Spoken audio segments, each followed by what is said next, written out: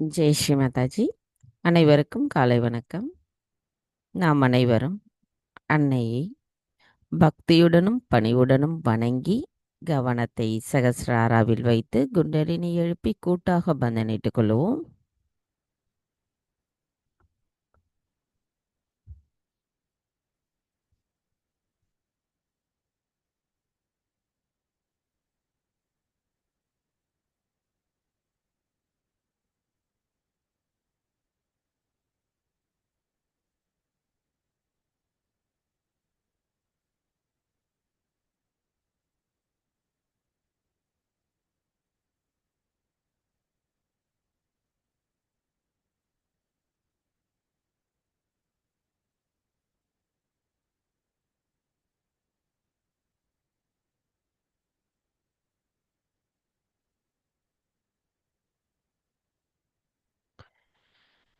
மெதுவாக நமது கவனத்தை நமது இதயத்திற்கு கொண்டு வருவோம்.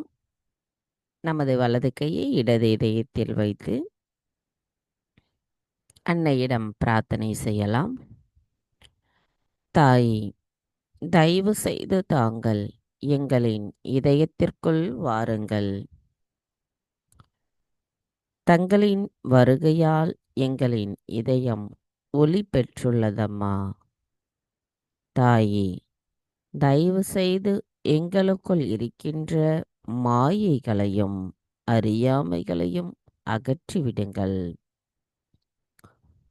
தாயே, நாங்கள் தூய ஆத்மாதான் என்பதை உணர்த்திய தாங்கள் தங்களின் அன்பின் மூலமாக எங்களுக்குள் இருக்கின்ற பயத்தை அகற்றுகிறீர்கள்.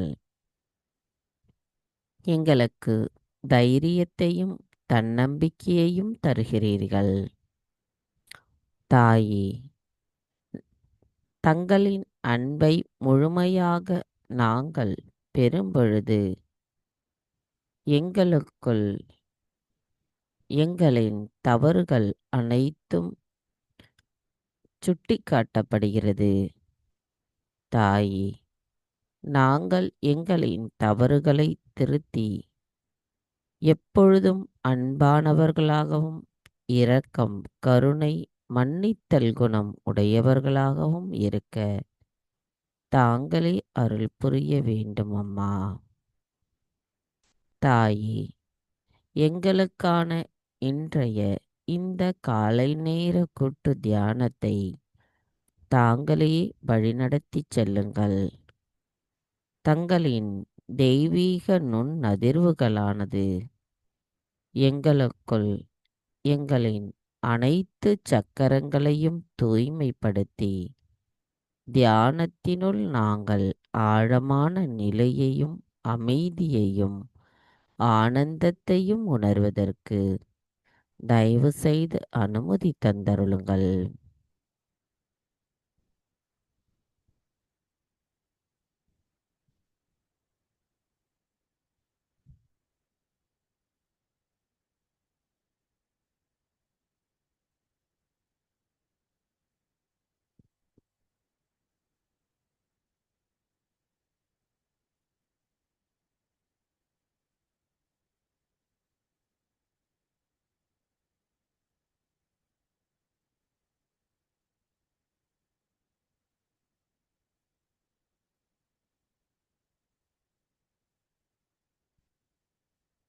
மெதுவாக இரு கைகளையும் அன்னையை நோக்கி வைத்தவாறு கவனத்தை நமது சகஸ்ராராவில் வைத்து 3 மகா மந்திரங்களையும் மற்றும் ஸ்ரீ கணேச மந்திரத்தையும் கூறுவோம்.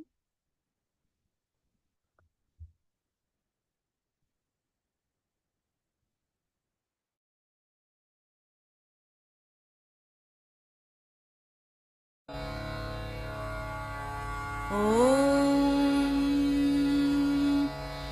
त्वमेव साक्षात् श्री महालक्ष्मी महासरस्वती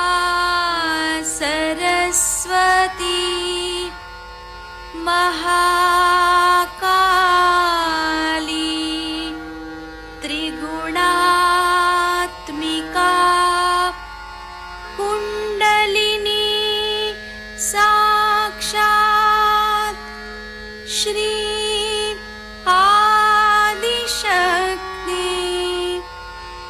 माताजी श्री निर्मला देव्यै नमो नमः। ॐ त्वमेव साक्षात् श्रीं कल्की साक्षात् श्रीं आदिशक्ति माताजी श्री निर्मला देव्यै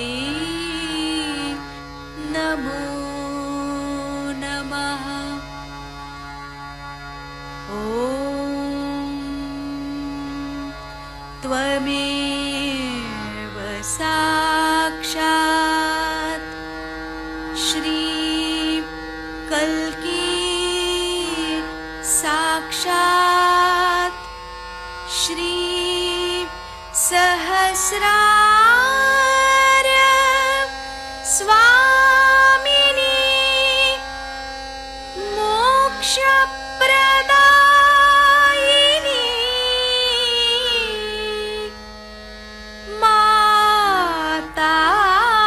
माताजी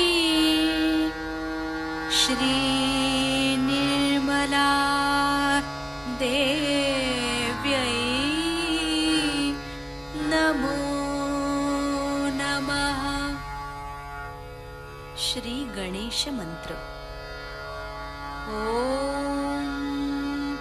त्वमेव साक्षात् श्री गणेश साक्षात् श्री आदिशक्ति माताजी श्री निर्मला देव्यै नमो नमः।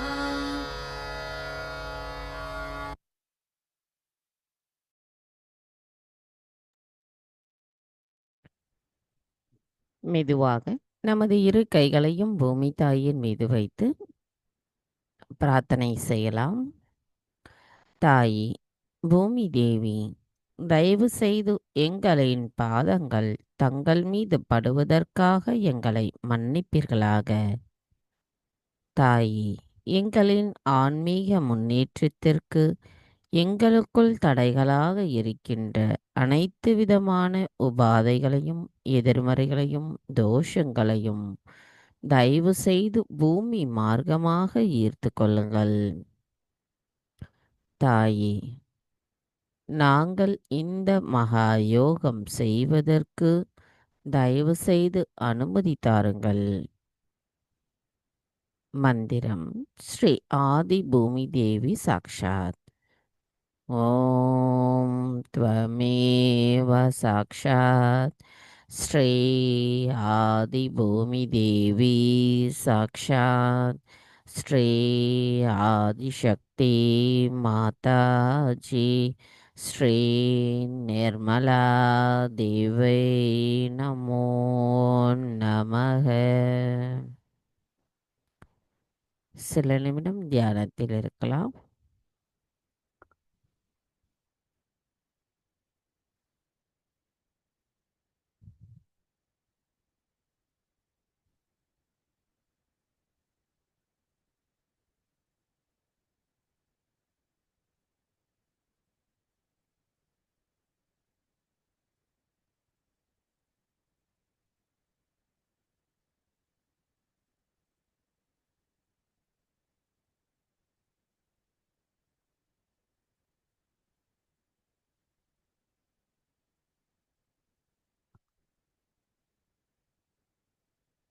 மெதுவாக நமது கவனத்தை நமது இடாநாடிக்கு கொண்டு வருவோம்.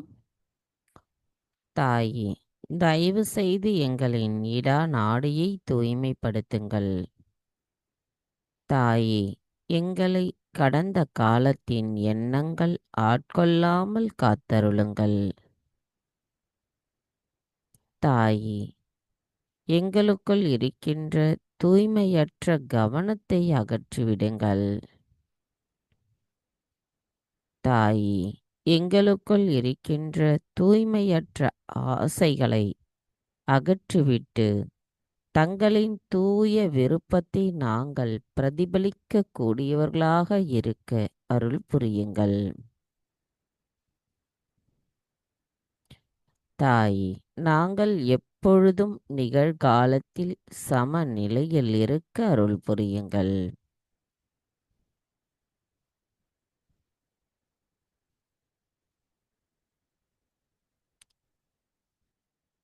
சில நிமிடம் தியானத்தில் இருப்போம்.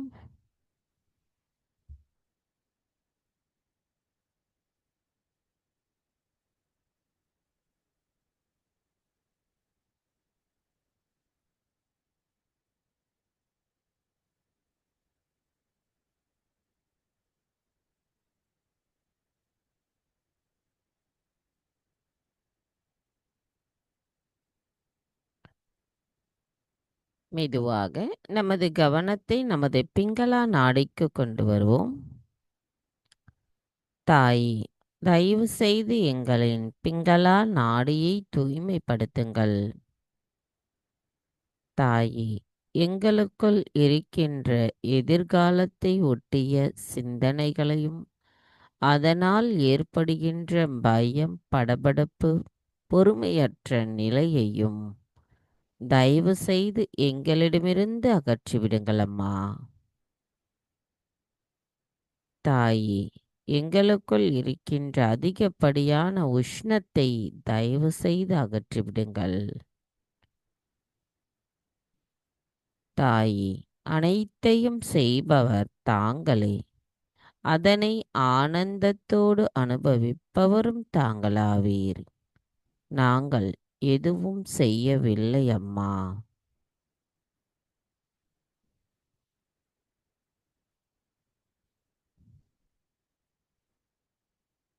கவனத்தை நமது பிங்களா நாடியில் வைத்து சில நிமிடம் தியானத்தில் இருப்போம்.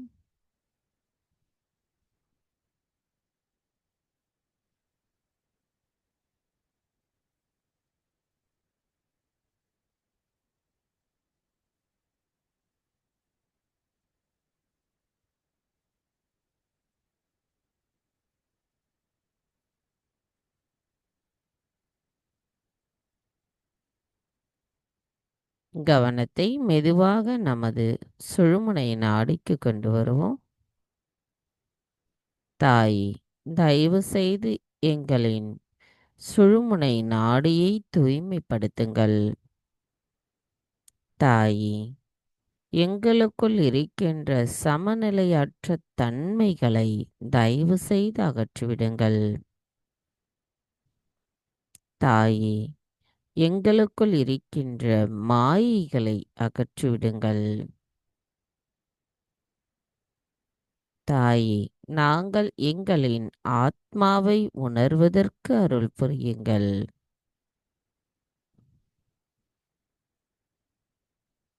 தாயே, நாங்கள் எப்பொழுதும் மைய நாடியில் இருந்து இறைவனின் இணைப்பின் மூலமாக ஆனந்தத்தையும் அமைதியையும் சமநிலையையும் பெறுவதற்கு அருள் புரியுங்கள். கவனத்தை நமது மைய நாடியிலேயே வைத்து சில நிமிடம் தியானத்தில் இருக்கலாம்.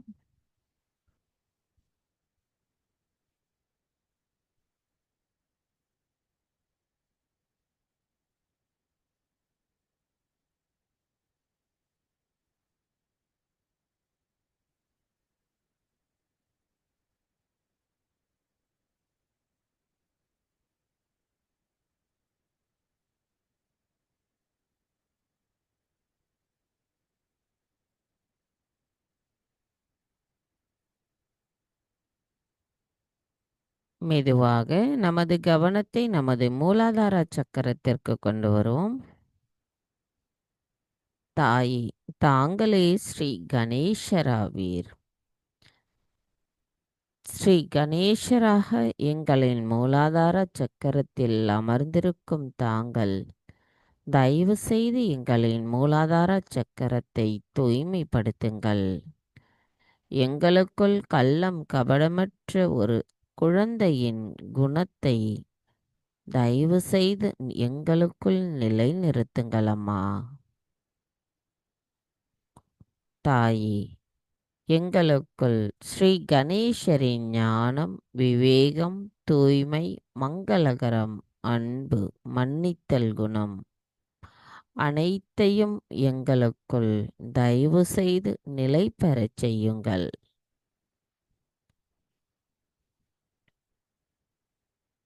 தாயே, எங்களின் ஒவ்வொரு சக்கரங்களிலும் ஸ்ரீ கணேச தத்துவம் நிலை பெற்றிருக்க அருள் புரியுங்கள்.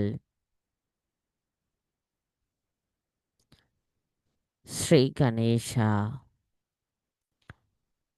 தங்களின் அன்பின் மூலமாக நாங்கள் எங்களை உணர்ந்து கொள்வதுடன் அதை நாங்கள் மற்றவர்களுக்கு வெளிப்படுத்தக்கூடியவர்களாக இருக்க எங்களை வலுப்படுத்துங்கள்.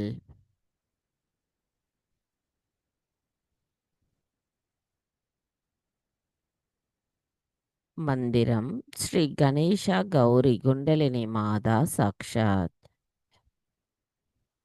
ஓம் த்வமேவ சாக்ஷாத் ஸ்ரீ கணேசா கௌரி குண்டலினி மாதா சாக்ஷாத் ஸ்ரீ ஆதிசக்தி மாதாஜி ஸ்ரீ நிர்மலா தேவை நமோ நமக.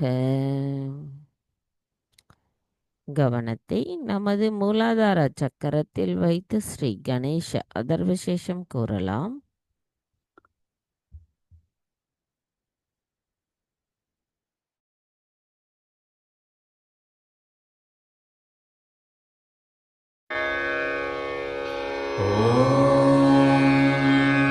नमस्ते गणपतये त्वमेव प्रत्यक्षं तत्त्वमसि त्वमेव केवलं कर्तासि त्वमेव केवलं धर्तासि त्वमेव केवलं हर्तासि त्वमेव सर्वं खल्विदं ब्रह्मासि त्वं साक्षादात्मासि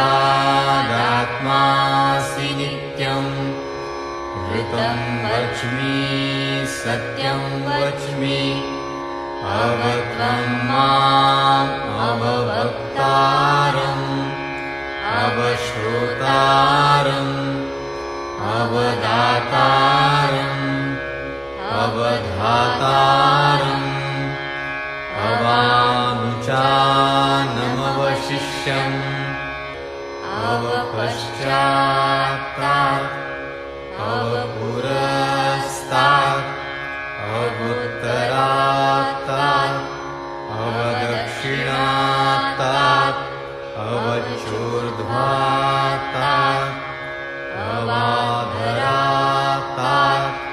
सर्वतो मां पाहि पाहि समन्तात् त्वं वाङ्मयस्त्वं चिन्मयः त्वमानन्दमयस्त्वं ब्रह्ममयः त्वं सच्चिदानन्दाद्वितीयोऽसि त्वं प्रत्यक्षं ब्रह्मासि त्वं ज्ञानमयो विज्ञानमयोऽसि सर्वं जगदिदं त्वत्तो जायते सर्वं जगदिदं त्वत्तस्तिष्ठति सर्वं जगदिदं त्वयि लयमिष्यति सर्वं जगदिदं त्वयि प्रत्येति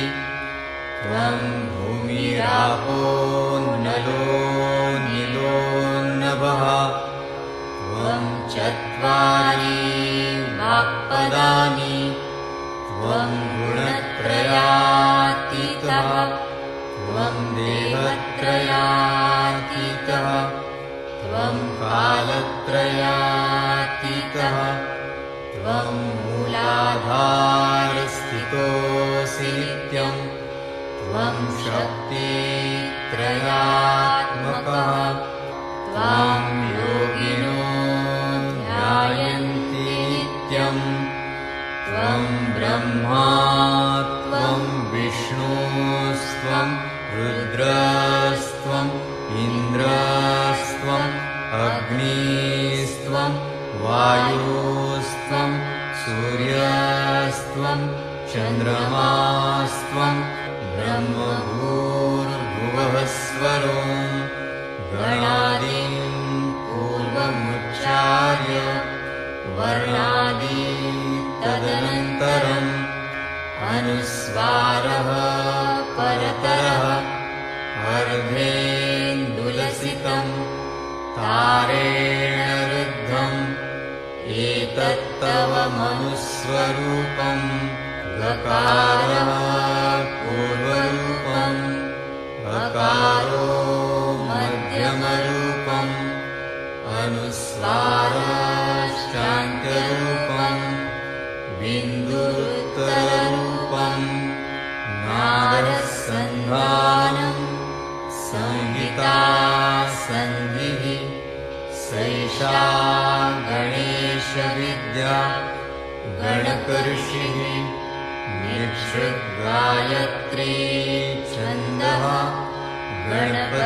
गणपतिर्देवता ॐ गं गणपतये नमः एकदन्ताय विद्महे वक्रतुण्डाय धीमहि तन्नो दन्ती प्रचोदयात् एकदन्तं चतुर्हस्तं पाशमङ्कुशधारिणं रथं च वरदं हस्तैर्बिभ्राणं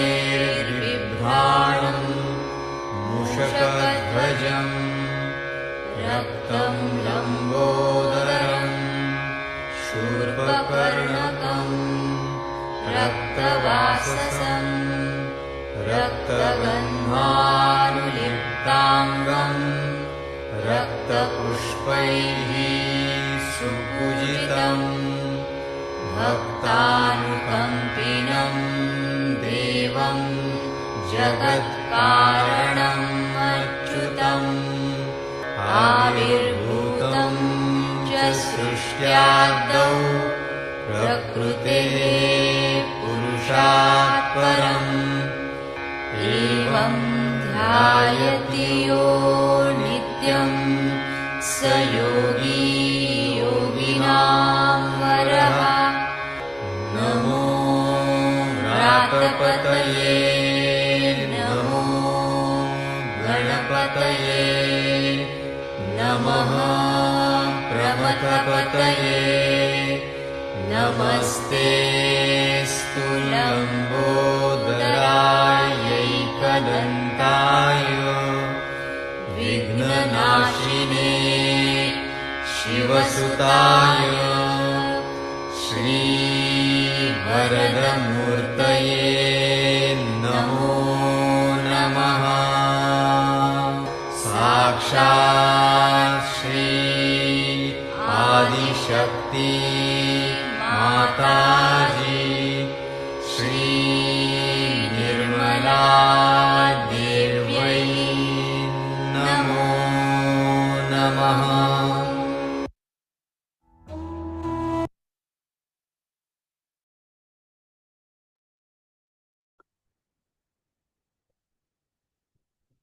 மெதுவாக நமது கவனத்தை நமது விசுத்தி சக்கரத்திற்கு கொண்டு வருவோம். தாயே, தாங்களே ஸ்ரீ ராதாகிருஷ்ணா. தயவு செய்து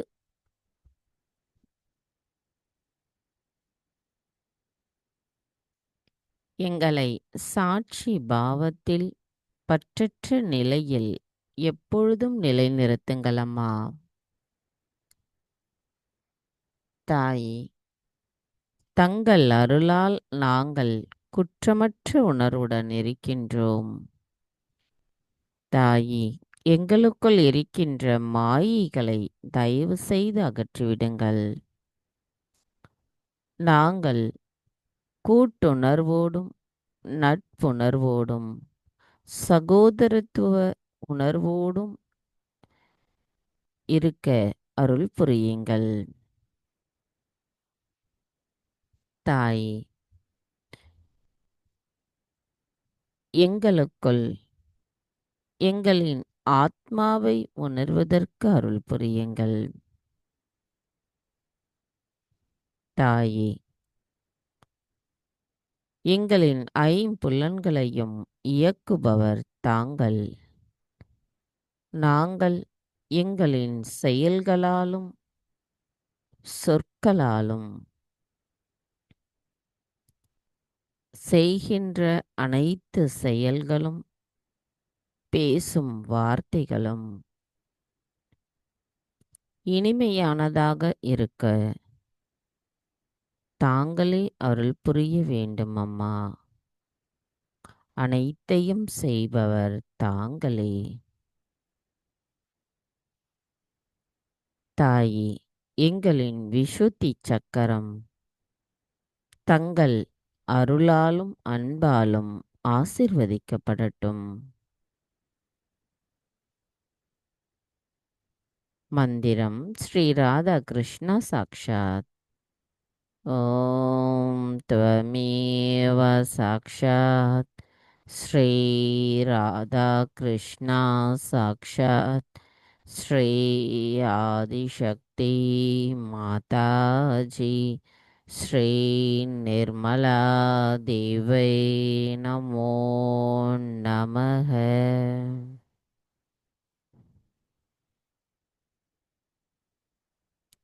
கவனத்தை நமது விசுத்தி சக்கரத்தில் வைத்து சில நிமிடம் தியானத்தில் இருப்போம்.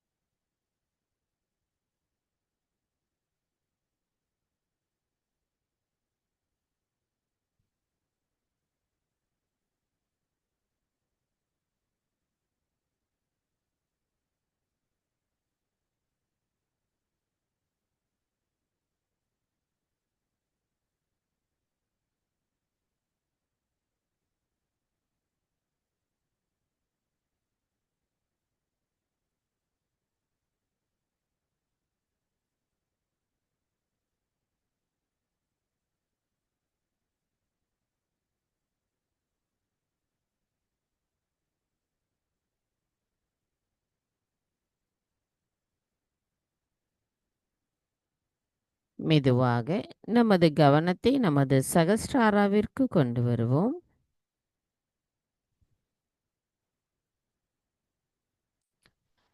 சகஸ்ராராவிலிருந்து சற்று மேலே நமது கவனத்தை கொண்டு செல்வோம்.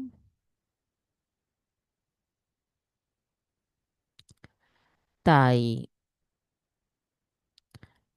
நாங்கள் எப்பொழுதும் எண்ணங்களற்ற நிலையில், சந்தேகமற்ற நிலையில், தங்களின் இறை தொடர்பிலேயே இருக்க தயவு செய்து அருள் புரியுங்கள். தாயே, தங்களின் அன்பை நாங்கள் உணரும் பொழுது எங்களுக்குள் ஏற்படுகின்ற அனைத்து மாற்றங்களும் யதார்த்தமான நிலையிலிருந்து தங்களின் இறை தொடர்பை உணர்ந்தவர்களாக நாங்கள் இருக்க அருள் புரியுங்கள் அம்மா.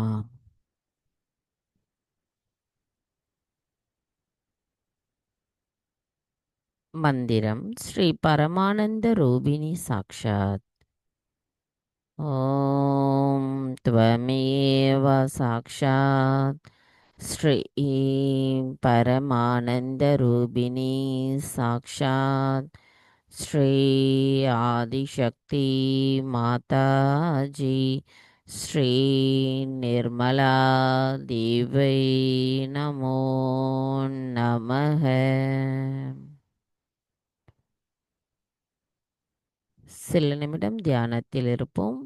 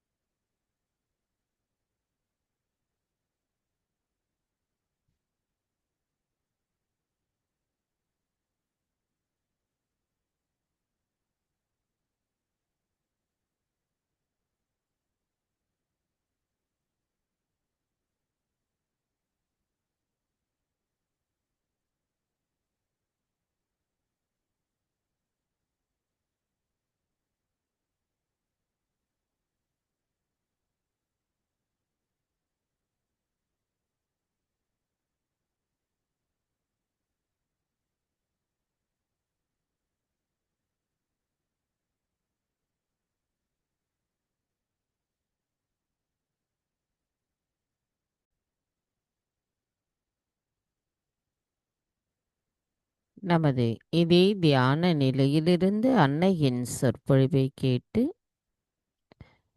அதன் தியானத்தின் ஆழத்தையும் அமைதியையும் உணர்வோம்.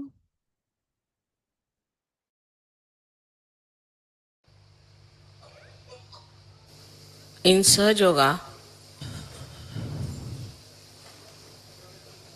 the Guru Puja has a very different significance from any other Guru Puja.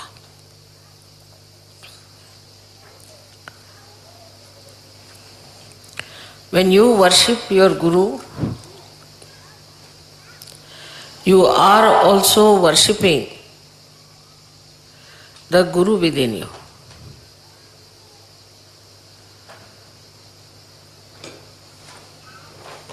This is not in any other guru-disciple system, because in you, the Guru,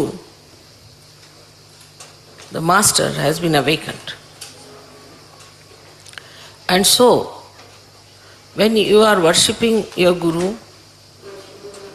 then this Master within you is also worshipped, you respect it, you glorify it, you awaken it, and you manifest it.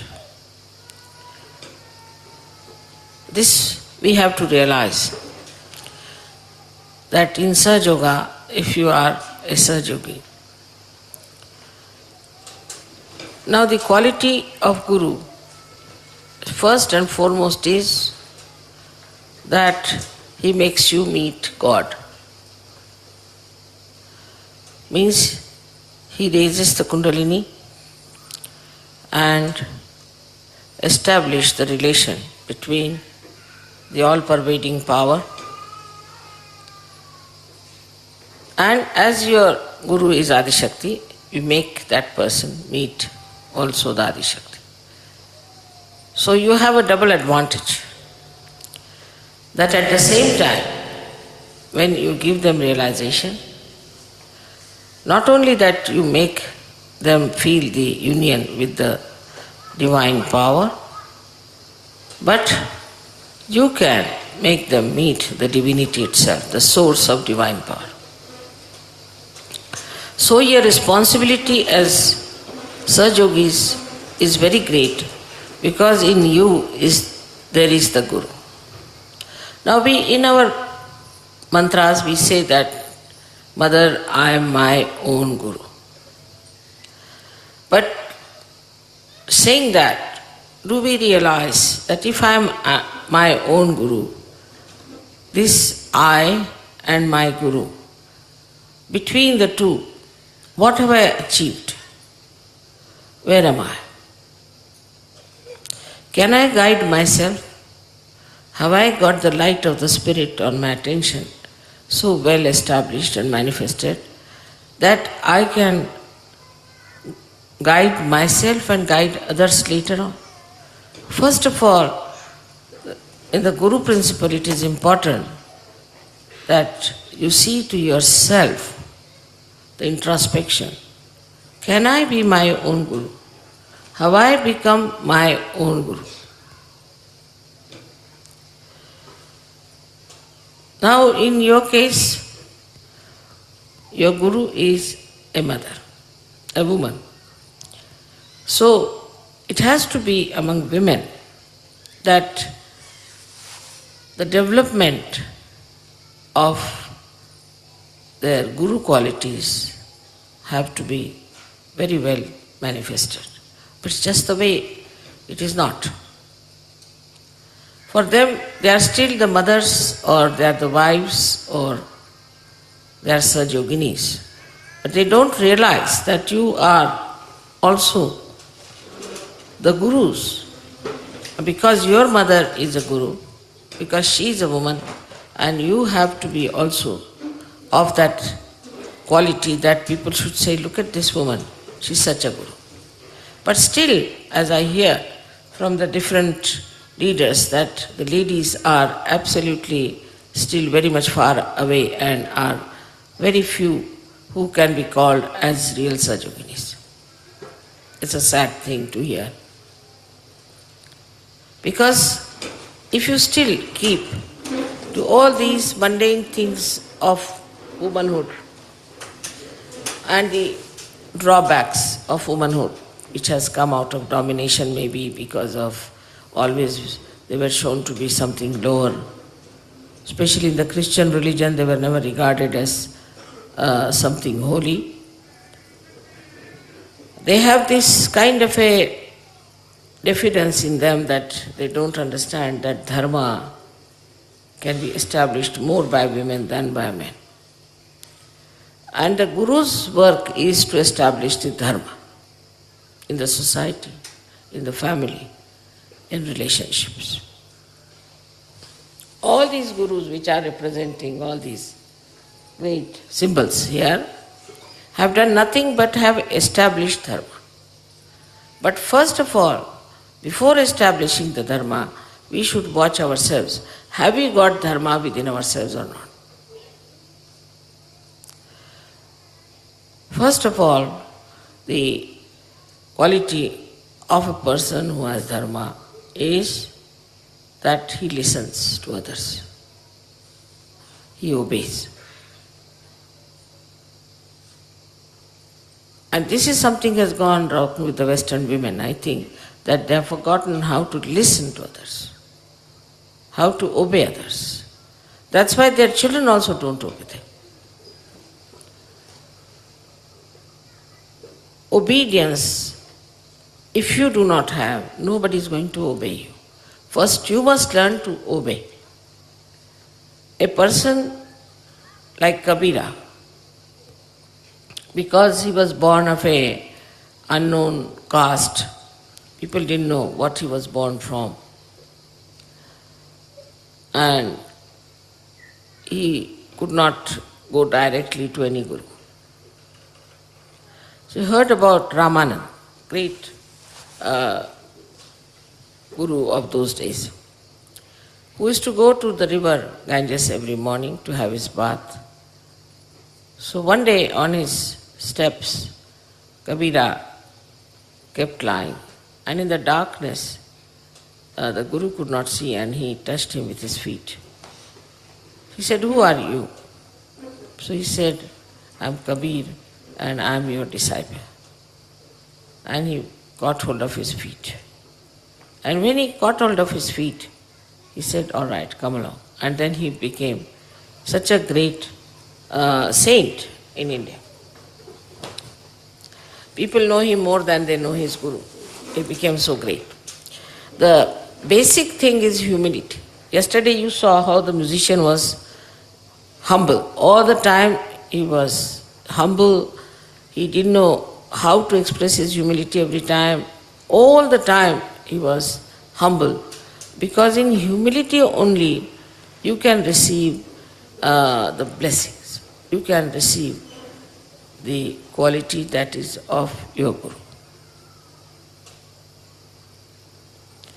Now for a Guru, as you have seen that in my own way, in my own image, you have to come up.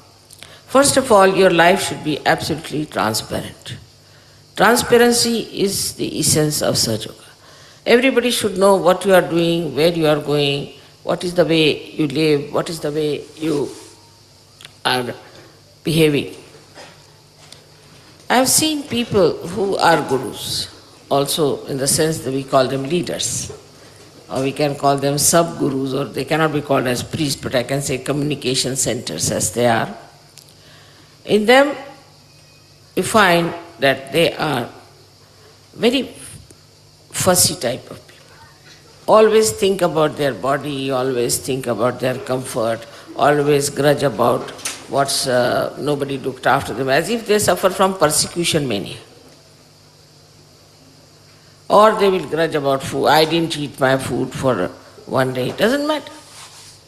For a guru, it's better to starve for about 3-4 days nicely, so that you get over this idea of hunger.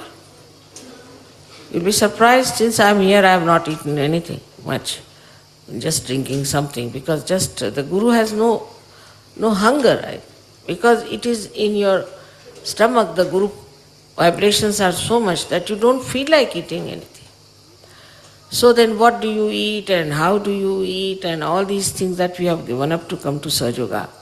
So even if leaders have this nonsense in their head, what do you get to eat? I mean, this is the basics, absolutely. And when I hear some people telling me, oh, what did they eat and how did they eat and all, it's like, I feel they are like tourists in Sahaja Yoga. Just come in Sahaja Yoga like tourists to see places and go around and to know where you get, in what restaurant you get good food and cheaply. All this is so basically, absolutely not a manifestation of Guru principle. Now you have seen your Guru as she is.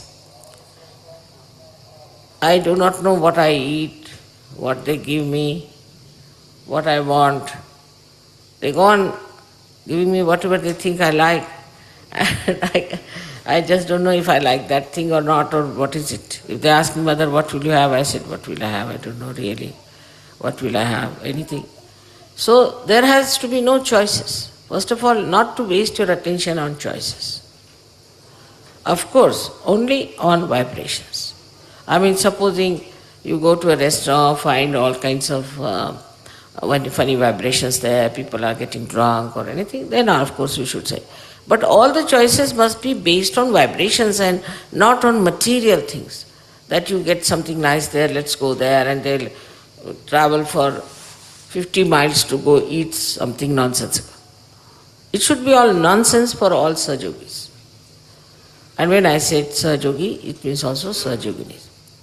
So the food part of it is aswada. We should not have any taste for any special food. Especially in France, to say that people may not like. But French are very, very conscientious or aware about the food part. I don't know how far they make really good food, but at least they think they eat very good food. So, the eating of good food is a kind of an addiction. It's a kind of an addiction. It's something like drug, that you must have good food. So Zen started this system of what they call the tea ceremony. In the tea ceremony, what he did, I mean, I have been through that, and it's really quite a test of people. With me it was all right, but the rest of them got really frightened. That in the tea ceremony, whatever rituals they do, they give you a tea, which is so bitter, we can say quinine raised to power 108, it's like that. And they give you very nicely, handle you with such ritual that you have to take it. So first they say you see the cup without thinking. So he tried to make thoughtless awareness through the cup. I don't know how much one can achieve with that. But that tea that you take once, your tongue is good for anything. And to compensate it, they give you something sweet, which is again sweetness raised to power 108. So sweet that it becomes bitter. So sweet. So this is just to conquer the tongue. Zen must have thought that better give them this tea ceremony, where there is no tea, there's nothing but just you really give such shocks to your tongue so that after that you can eat whatever you get. And that's why you must know that Japanese can eat anything. They have solved their food problem because they can eat anything. They can just fish out some crabs or could be some prawns, just peel them out like peanuts and eat them like that. I think Zen has solved this problem for them because they have food shortage. And this is how they can eat everything. They can eat the bark of the tree, they can eat the snake, they can eat the lizards, they can eat the frogs, everything they can eat. So all their eating problems are solved in that country by Zen, I think, because you have no taste. But in this, I think the worst are, in the whole world, are Indians. They are the fussiest people for food, because their women have spoiled them. They know very good cooking, and they know how to handle their husbands by cooking very well. And the way they cook food for them, you see, the men have to go back to Indian food. Now, even if they travel the whole world, they'll need Indian food. They can't get over their tongues. It is such a big conditioning in India of food that I just don't know how will they get out absolutely the basics which are important. Gandhiji tried that very much in the ashram. He used to give horrid food, boiled food with the oil of mustard on top, and nobody could eat that, raw. And he used to make everybody eat that. Not only that, he would make them clean the bathrooms, WCs, everything, so that you get rid of your nose also, that you need everything. Because so many people, while eating also in India, will put something to their nose, so they smell everything. So they're oversensitive to their tongue and to their nose, but not to their eyes. To eyes they are not. For eyes, I would say the most sensitive people are Japanese and Chinese. And also the Western people are very much sensitive because they don't like to see anything dirty, filthy or ugly. Indians won't mind any dirt, filth, anything, just like dogs and horses or buffaloes. They can walk through any dirt, filth, anything. Nothing matters to them. Anything ugly, ugly building or an ugly dress or anything is all right for them. It doesn't matter. To their eyes, it doesn't matter at all. Only thing, kitchen should be clean, and they are all the time in the kitchen. So we don't have to learn all these bad things from Indians. There are some good things they have. But there are certain things, these are very bad conditioning. And the next to that are, I think, the French. But if you eat English food, you can become quite good because there's no taste in English food.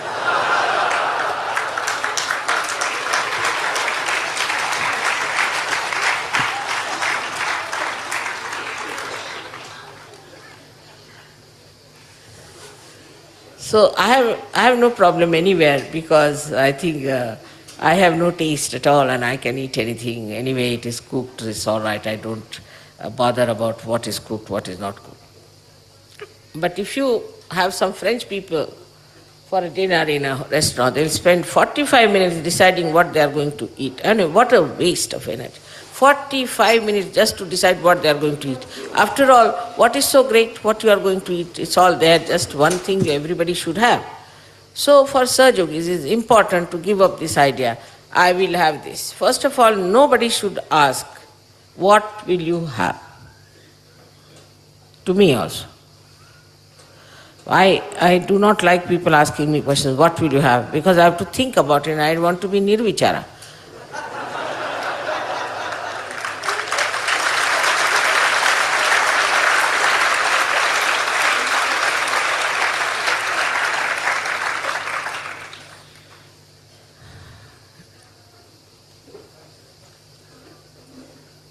So, this is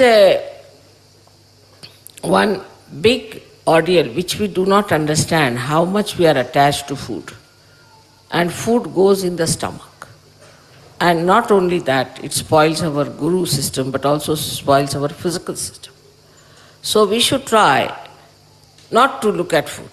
That's why fasting was told to all the people who wanted to develop their Gurupad. So that they should not fast. But they do not fast normally because they think of food. So there's no fasting. I mean, fasting means that you go into nirvichara and don't think of food. But they are all the time thinking of food, so it has no meaning and you are just the same. Whether you eat it or not, your mind is eating it all the time. Then you start thinking, when will I end my fast and where will I go to have what? So this is a very basic thing that we should get rid of our habits, of our conditionings, what we are going to have and what food we are going to have. Our children also should be given a proper training about it. That is all right. Sometimes there is no salt, sometimes there is no sugar, doesn't matter. And sometimes there is nothing, doesn't matter. Nothing important for Sahaja-yogi. You can live without food for days together. No problem. So for a Sahaja-yogi, there's nothing like taste of food and hunger. There's only one hunger, is to be purified, to be clean. This is one of the things that dirties our mind, we should say, that we think about food all the time. Even in Russia, I found people carried all Indian things there. They were cooking all Indian things, and I am poor thing, I can't eat anything. So they brought everything for me thinking I am an Indian, but they don't know I am Zen. I do not have sense of taste. So, to get over taste, one has to work out. It's an experiment we have to do with ourselves. Unless and until we introspect ourselves and do experiments, we cannot rise.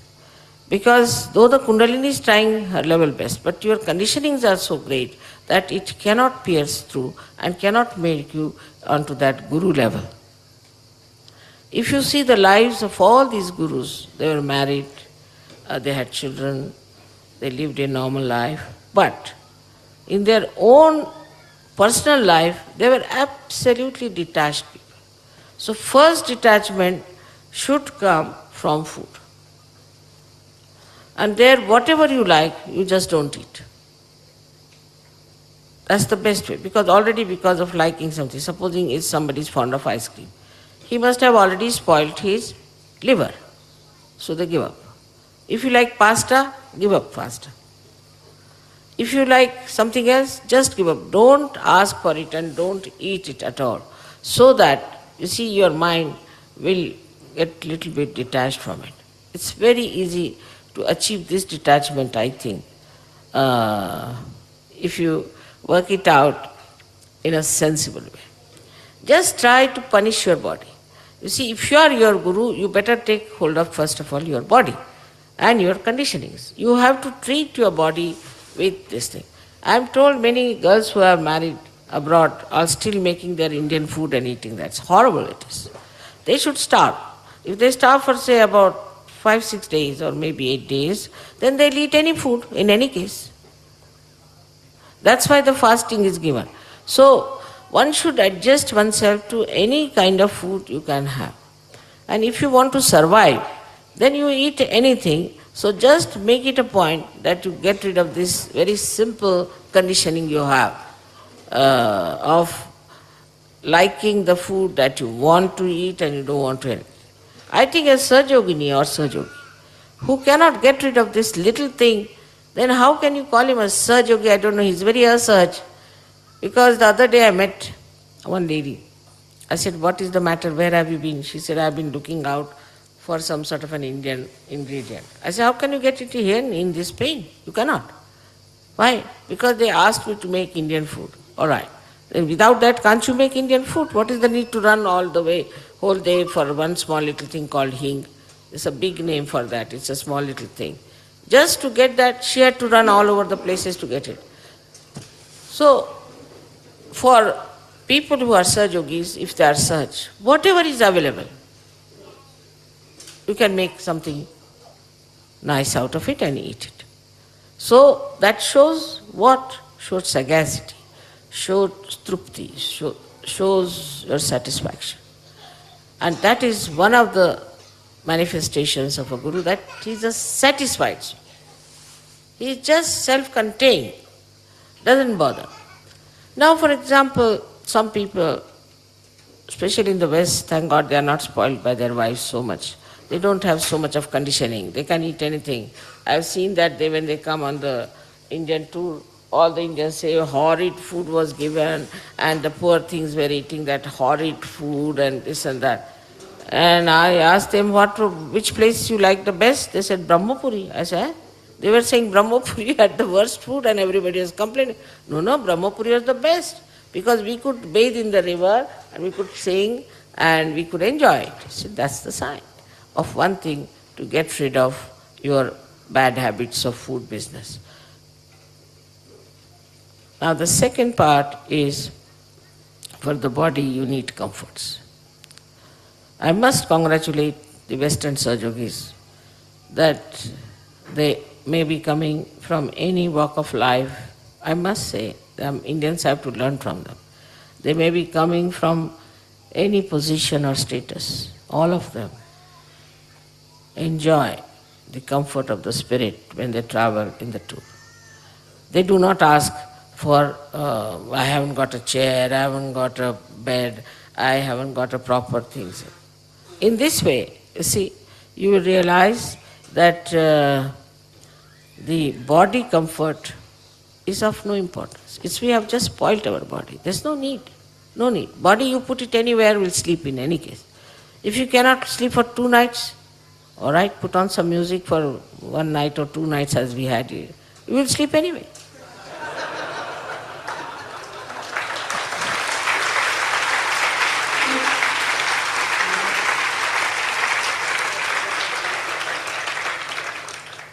So this is the second point, is that we have to give up body comfort. But the third point, where I think the Western people falter, is their materialistic attitude. Materialistic attitude and their fondness of their eyes.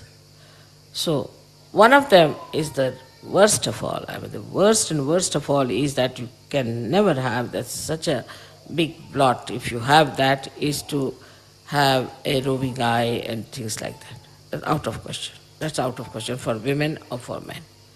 They are not Sahaja Yogis by any chance. They have to have very clean eyes. That part is all right. And the second part is the greed, lust and greed. Of course, with Sahaja Yoga, maybe the lust part is over, but greed is still there with so many who get lost. So I would say Indians do not have this lust problem, but they still have greed problem. Means they want to buy something like a radio or some electrical stuff they must buy. If they come abroad, they must buy something. It's all right. If you get it, well and good. If they don't get it, well and good. It should be. But for a Westerner, you see, he would not like to give up his furniture, which his great-grandmother had it. Though he can't sit on it because it's so old. If he sits on it, it will break. But he must keep it to show off that I had a great-grandmother who gave this unique chair. According to Indian standards, it's junk, absolute junk. Because it is good for nothing, you put it in the drawing room, nobody can sit on it, and it looks junky. But according to the Western mind, the older it is, the better, whether it is a junk or anything. He'll have so many junks in the house and then they will sell like hotcakes. Because there's a very subtle materialistic attitude towards matter, that this will sell like hotcakes if I sell it, because there must be another mad Westerner who would like to buy that junk. You see? So this junk that you have in the house is better to get rid of, because God knows how many people must have used, like it's like a grave in the house. It's a grave. So to have, then also the antique jewelry.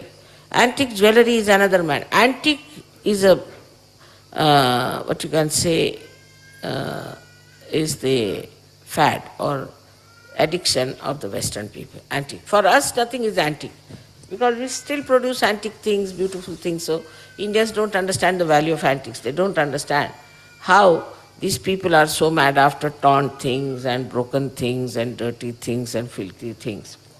But the Western mind has been brought up that way. Now in these antique things I have seen that once I went to somebody's house, you see, and he asked me with very great honor to sit on his chair. And as soon as I sat on the chair, I thought there were snakes and were scorpions all biting me. I got a fright, I got up. I said, what is it? He said, this is from great grandmother. You see, she gave us this thing. I said, it will break, I better sit outside. So this also, madness of this antique is so much that it is unbelievable how people go into it. So there's a joke in India. There's a very great writer called as Premchand. He wrote about two Englishmen going on the road of Benares when they were hit by a lota that they use for their bathrooms, fell on their feet. And it fell on their feet, and he jokingly says, on the feet where all the bureaucrats fall. Means all Indian bureaucrats used to fall at the feet of the English at that time, so he made a joke. But doesn't matter. Then the English, you see, looked at the thing and they were very angry. And immediately they took to law. You have to come to the courts, you have to come to the police, and we're going to report this has fallen there, it has hit us and all that. So there was a clever man, he knew the English or the Western mind.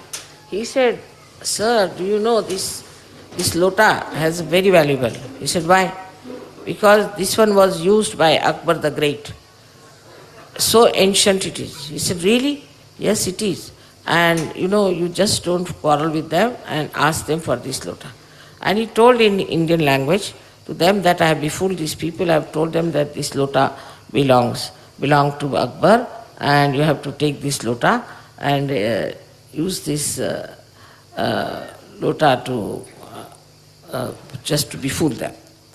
So then they asked, but all right, we'll forgive you, we'll not take you to any courts or anything, but you just give us this lota.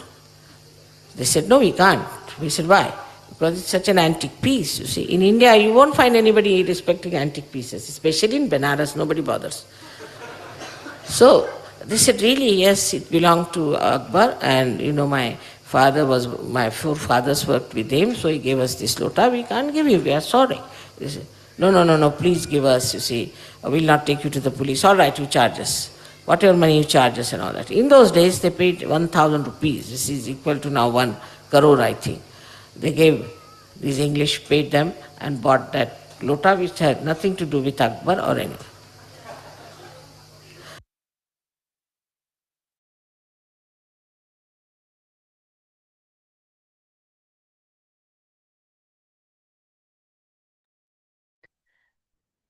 Jai Sri Mataji. அன்னையின் உரையை மனதில் கொண்டு சில நிமிடம் தியானத்தில் இருப்போம்.